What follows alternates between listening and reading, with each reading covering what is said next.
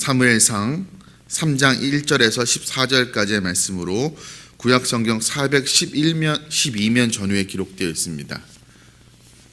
우리 1절부터 14절까지 한 목소리로 함께 봉독하겠습니다. 아이 사무엘이 엘리 앞에서 여호와를 섬길 때에는 여호와의 말씀이 희귀하여 이상이 흔히 보이지 않았더라.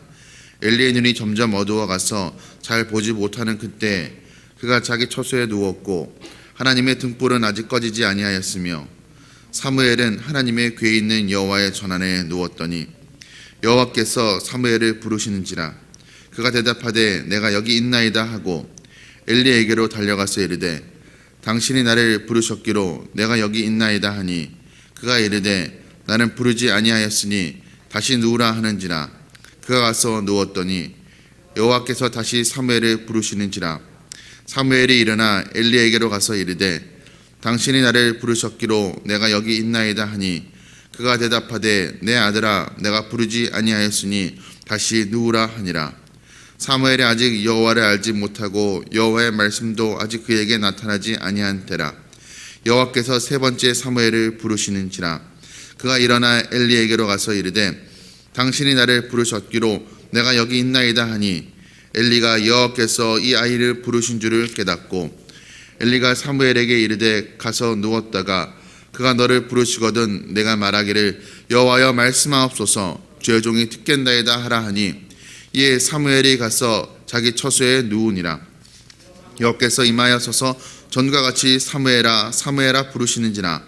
사무엘이 이르되 말씀하옵소서 주의 종이 듣겠나이다 하니 여호와께서 사무엘에게 이르시되 보라 내가 이스라엘 중에 한 일을 행하리니 그것을 듣는 자마다 두 귀가 울리리라. 내가 엘리의 집에 대하여 말한 것을 처음부터 끝까지 그날에 그에게 다 이루리라. 내가 그의 집을 영원토록 심판하겠다고 그에게 말씀한 것은 그가 아는 죄악 때문이니 이는 그가 자기의 아들들이 저주를 자청하되 금하지 아니하였음이니라. 그러므로 내가 엘리의 집에 대하여 맹세하기를 엘리 집의 죄악은 제물로나 예물로나 영원히 속죄함을 받지 못하리라 하였노라 하셨더라. 아멘. 오늘 본문의 말씀을 가지고 말씀이 희귀한 때 사무엘에게 말씀하신 이유라는 제목으로 말씀을 증거하도록 하겠습니다. 하나님의 말씀이 존재하지 않은 적은 없습니다. 태고 때부터, 태고 전부터 여호와 하나님의 말씀은 존재하였습니다. 그런데 때로는 우리의 심령 가운데 하나님께서 말씀하시지 않는 것처럼 느껴질 때가 있습니다. 말씀이 희귀할처럼 느껴질 때가 있는 것이죠. 오늘 본문의 말씀에도 사무엘의 여호와의 때 엘리 제사장 때에 말씀이 희귀하였다라고 본문을 말씀하고 있습니다. 오늘 본문 1절 말씀입니다. 아이 사무엘이 엘리 앞에서 여호와를 섬길 때에는 여호와의 말씀이 희귀하여 이상이 흔히 보이지 않았더라.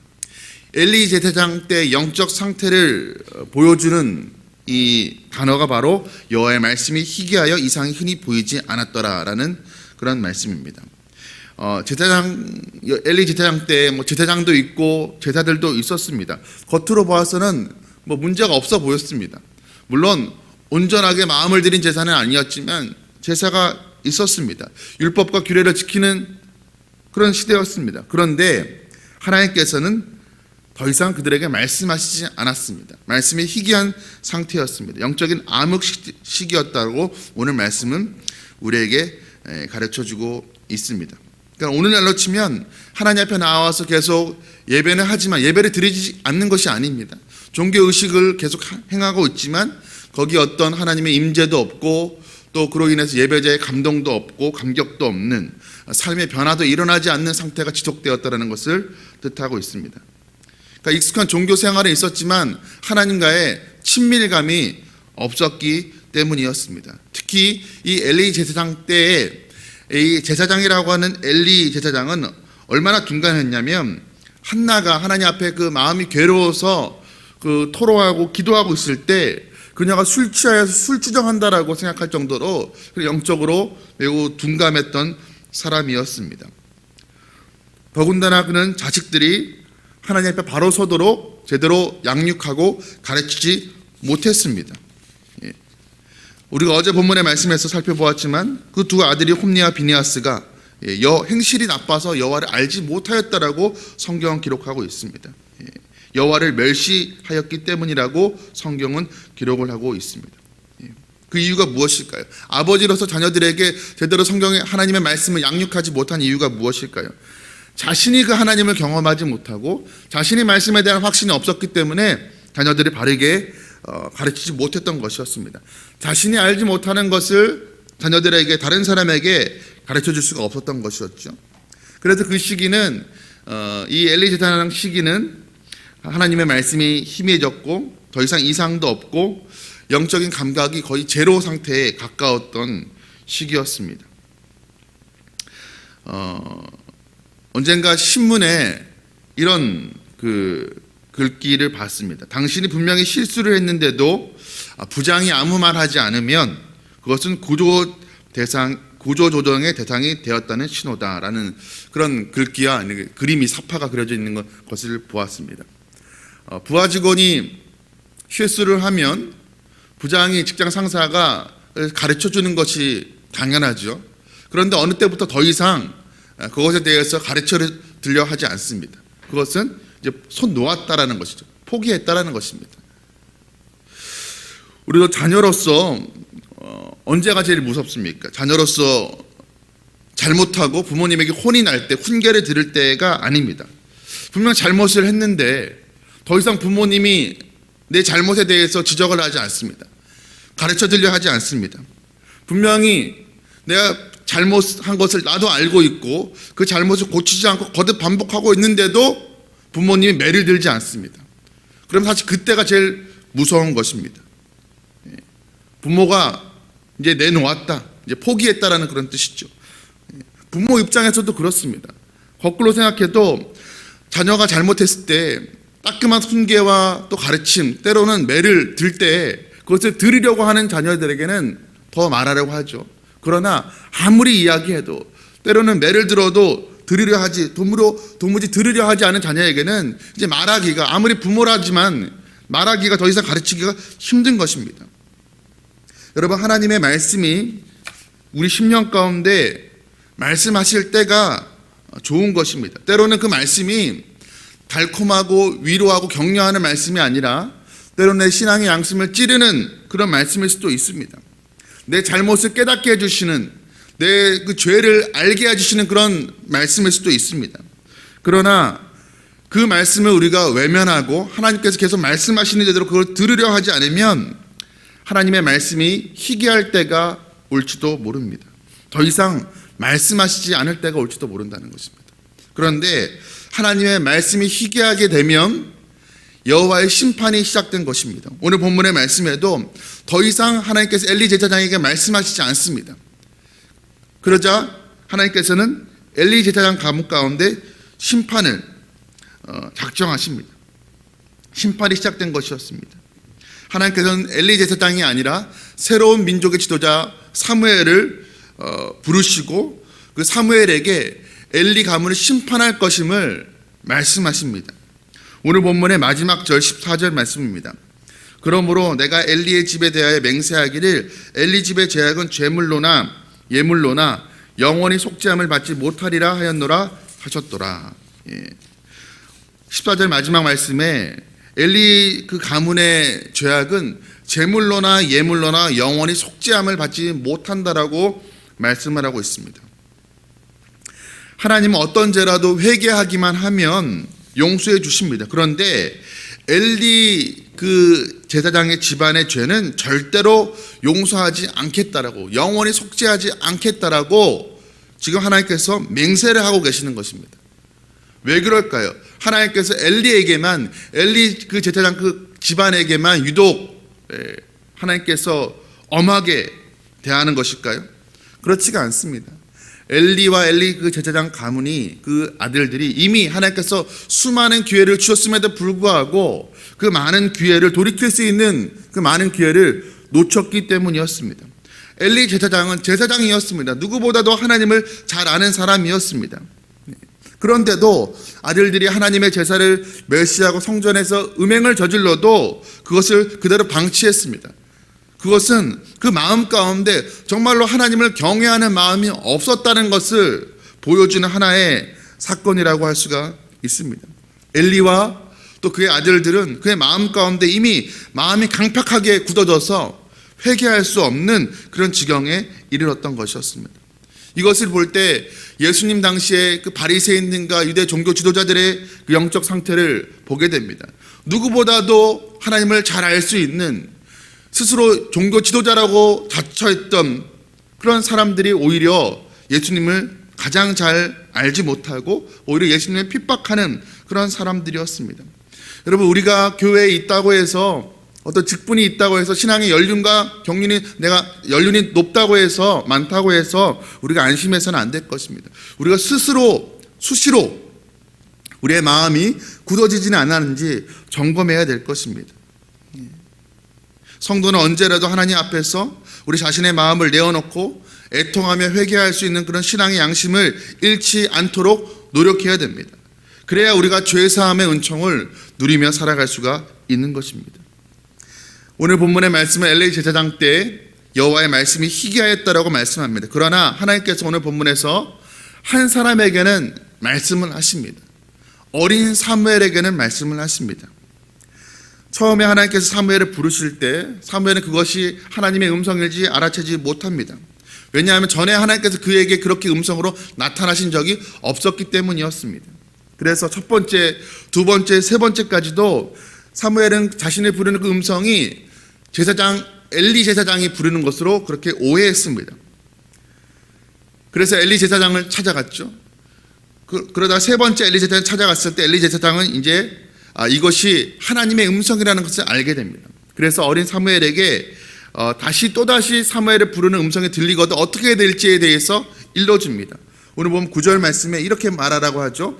그가 너를 부르거든 내가 말하기를 여호와여 말씀하옵소서 주의 종이 듣겠나이다 하라. 이렇게 일러주고 어린 사무엘이 다시 자기 처소로 가서 누웠습니다. 그때 하나님이 부르는 음성이 들리자 이 어린 사무엘은 엘리 제사장이 일러준 대로 그렇게 말하게 됩니다. 말씀하옵소서 주의 종이 듣겠나이다. 여기서 듣겠나이다라는 이 단어는 히브리어로 쉐마입니다. 우리가 잘 아는 단어이죠.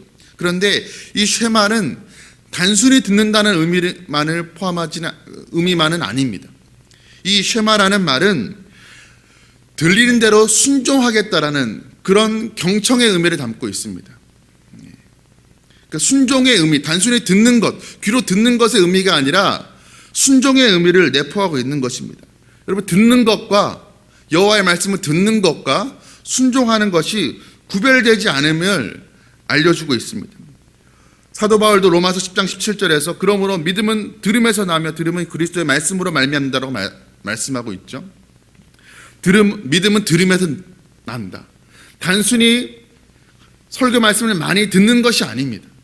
그러면 자동적으로 말씀을 1000번, 10,000번 들으면 자동적으로 내 안에서 믿음이 만들어진다. 그런 뜻이 아닙니다. 여기서 들음도 단순한 듣기를 말하는 것이 아니라 순종을 포함한 그 경청을 의미하는 것입니다. 여러분, 우리가 누군가 우리에게 뭔가 부탁할 때 우리가 이렇게 말하죠. 일단 한번 말해봐. 내가 한번 들어보고 판단할게, 생각할게. 들어줄지 말지 내가 판단할게. 이렇게 이야기합니다. 일단 한번 들어보고. 그러나 여러분, 하나님 앞에서는 일단 한번 들어보고는 없습니다. 하나님께서 말씀하실 때 내가 듣는다는 것은, 듣기를 원한다라는 것은 들리는 대로 순종하겠다는 것을 의미합니다.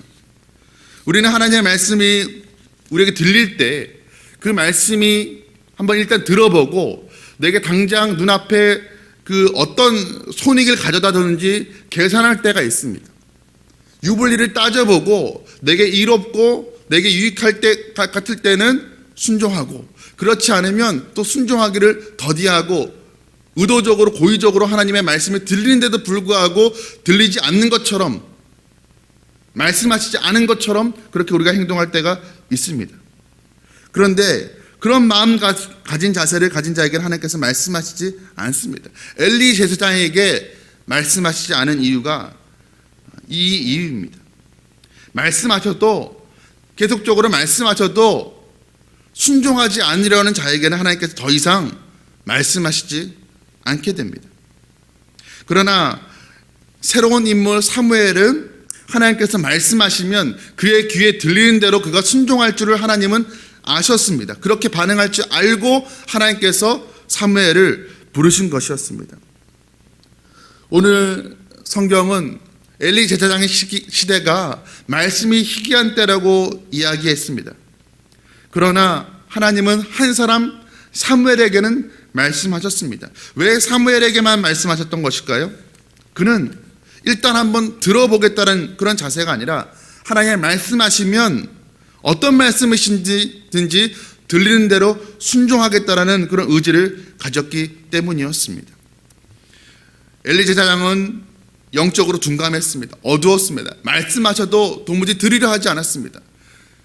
단순히 귀로 들으려 하지 않았다는 것이 아니라 들리는 대로 순종하려는 그런 의지가 없었습니다. 그 시대 대부분의 사람들이 그랬습니다. 그래서 심판을 받게 됩니다. 그러나 하나님 어린 사무엘에게 말씀하셨습니다. 말씀하옵소서, 주의 종이 듣겠나이다. 여기서 듣는다라는 것, 들리는 대로 내가 순종하겠습니다. 그런 마음을 가진 자에게 하나님께서 말씀하셨습니다. 오늘 이 새벽을 깨운 저와 여러분이, 우리가 늘 여호와 하나님의 말씀이 이 시대 가운데 얼마나 풍성합니까? 예배당에 나올 뿐만 아니라 예배가 진행되는 이 시간뿐만 아니라 우리가 원하면 24시간 언제 어디선지 하나님의 말씀을 들을 수가 있습니다. 그런데 그 말씀을 듣는다는 것은 단순히 귀로 듣는 것이 아닙니다.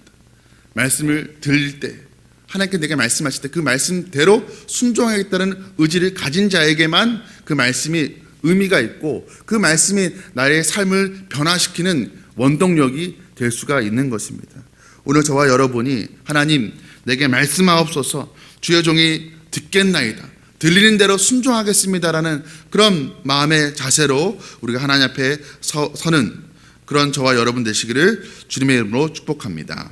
함께 기도하시겠습니다. 사랑과 은혜가 풍성하신 하나님 아버지, 엘리 제사장 때 여호와의 말씀이 희귀하였다라고 합니다.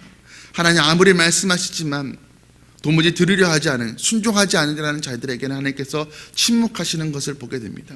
그러나 어린 사무엘이었지만 그 사무엘, 여호와의 말씀하옵소서, 주의 종이 듣겠나이다, 들리는 대로 순종하겠습니다라는 그런 마음의 자세로 하나님 앞에 섰을 때 하나님께서 그를 새로운 민족의 지도자로 세우시고 그를 통해서 이스라엘 가운데 말씀하시는 것을 하나님 보게 됩니다. 하나님 아버지, 하나님의 말씀이 풍성한 때입니다. 그러나 아버지, 내 심령에는 말씀이 희미하고 내 말씀이 여호와의 말씀이 하나님 희귀하지는 않은지 하나님 점검합니다. 내가 하나님의 말씀을 들리는 대로 순종하겠다는 그 의지가 없는 것은 아닌지 하나님 아버지, 이 시간에 오늘 이 새벽에 우리의 마음을 점검합니다. 하나님, 하나님의 말씀이 내게 들릴 때 들리는 대로 하나님 아버지 무조건적으로 순종할 수 있는 그런 믿음을 우리에게 허락하여 주시옵소서. 그래야 할 때 하나님, 우리 사는 날 동안에 말씀이 희귀하여서 하나님의 심판을 받는 그런 안타까움이 없게 하시고 하나님, 늘 하나님의 말씀하신 대로 순종하며 살아갈 때 우리의 삶이 말씀 안에서 형통한 삶을 살아갈 수 있도록 주님 은혜를 허락하여 주시옵소서. 이 모든 말씀 우리 주 예수 그리스도의 이름으로 간절히 기도드립니다. 아멘.